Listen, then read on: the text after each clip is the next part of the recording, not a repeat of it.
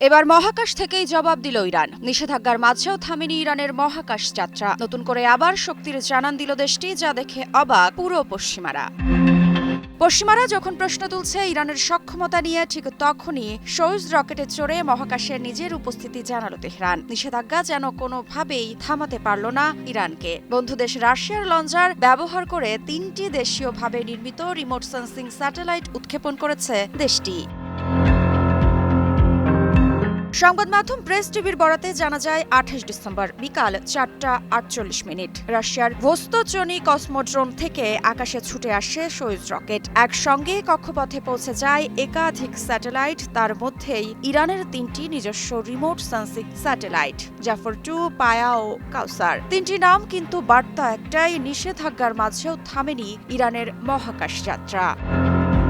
ইরানের স্পেস এজেন্সির প্রধান হাসান সালারিয়েহ জানিয়েছেন, এই উৎক্ষেপণ শুধু একটি সফল মিশন নয়, এটা ইরানের স্পেস সেক্টরের নতুন গতি। স্যাটেলাইট তৈরি, নিয়ন্ত্রণ, ডেটা সংগ্রহ সব মিলিয়ে ইরান এখন বিশ্বের শীর্ষ 10-11টি পূর্ণাঙ্গ স্পেস সক্ষম দেশের তালিকায় বলেও জানান তিনি।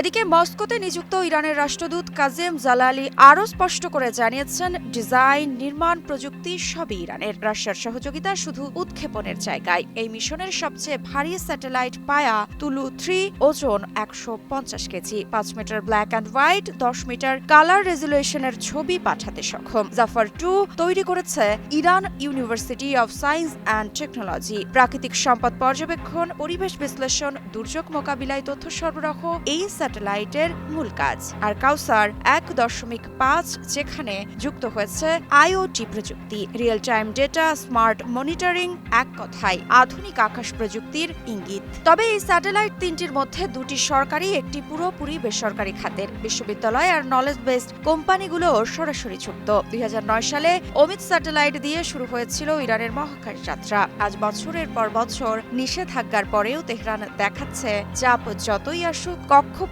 থেকে তারা সরে না।